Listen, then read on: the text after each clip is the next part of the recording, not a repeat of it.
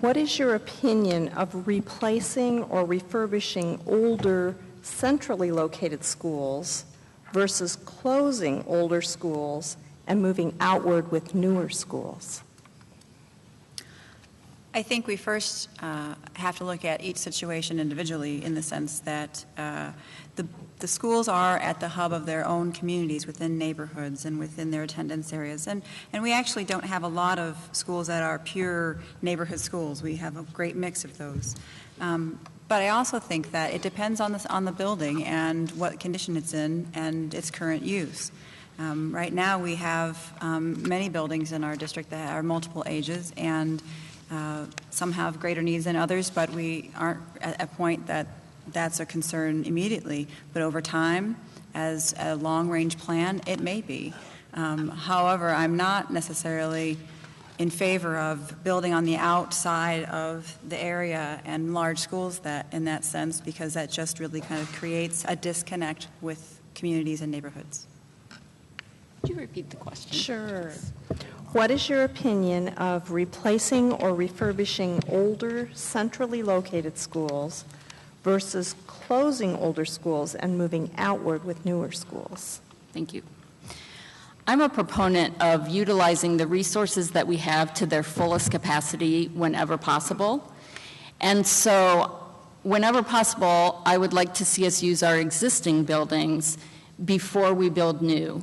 Now, in order to be able to do that, that means that we need to maintain those buildings, which requires some planning.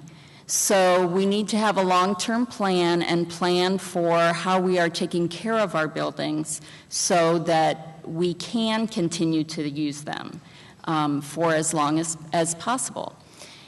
And then the second part of that question, as far as moving the schools out, I am not in favor of that. Schools are a community, and I think the kids in the school and the parents and the teachers all benefit from that community. And I think that's an important part of it and is best achieved if the school is centrally located.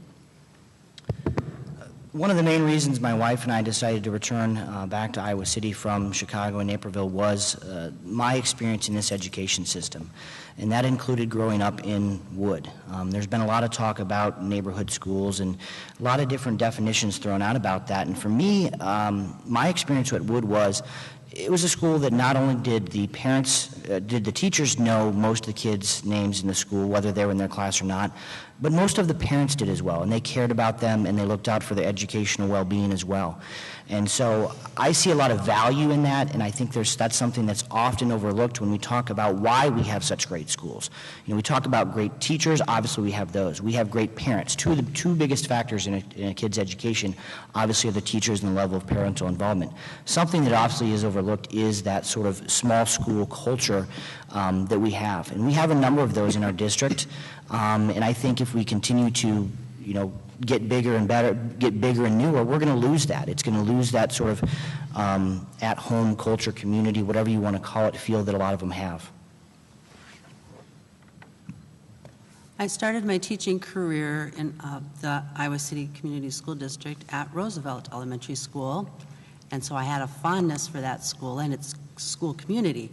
I went to the 80th birthday celebration not long ago, and I looked at the building, and I could tell that it had not been kept up. And I talked to the teachers, and they knew that that was happening all along. When I was there and I was teaching, I couldn't tell that there was anything wrong with the building at all. It was very comfortable. Things were working well.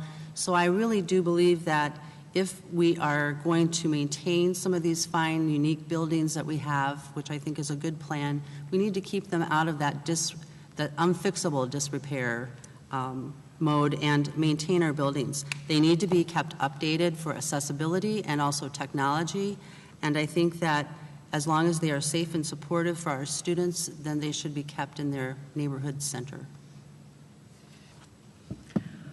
I am a fan of using existing facilities that we do have. I do love the older buildings and their architecture. I do know that there are concerns. There's electrical, air conditioning concerns. There's handicap accessibility concerns. There's safety concerns, for example, asbestos or lead paint, those types of things. But keeping that in mind, I'd rather fix something than replace it. I looked at some numbers today in the district and found out that all of the new schools, or the last ones that have been built, are 506 student capacity. I'm not sure why it's 506, but if you go and find those all are. That's a little big for my taste. I would prefer to have schools that are smaller than that. As Jeff said, where students know each other, where the teachers know almost every student in the school.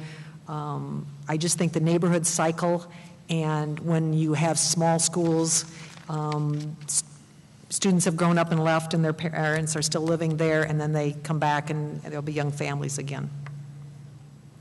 I would like to take a moment and remind the audience, if